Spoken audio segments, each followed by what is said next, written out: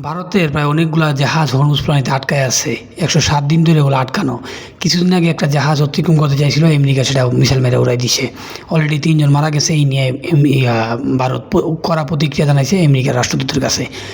আবার mark Rubio যে আমেরিকার যে পররাষ্ট্রমন্ত্রী, সেও বলছে যে ভারত যদি এই অবরোধ অতিক্রম করে যাইতে চায় তাহলে আবার কিন্তু আক্রমণ করাইব। ভারত এমন চিপায় পড়ছে, না ইরানের পাশে যাইতে পারতেছে, না ইরান তার কাছে টানতেছে, না আমেরিকা তার কাছে টানতেছে।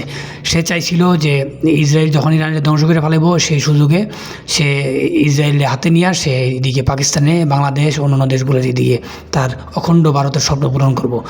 ভারত যে কী পরিমাণ শয়তানি বুদ্ধি দিলে আগাইছিল, যদি ইসরায়েল যদি তার সাকসেস হয়ে যেত তার এই লক্ষ্যে, তাইলে ভালো করে বুঝতে পারতেন। এই হালার বেড়া খুব ক্রিমিনাল বুদ্ধি দিলে আগাইছিল। দেন নাই, এই খামিনিজন মারা গেছে, কোনো একটা নিন্দাও জানায় নাই। একবার চুপ করে বলেছিল, এদিকেও না ওদিকেও না।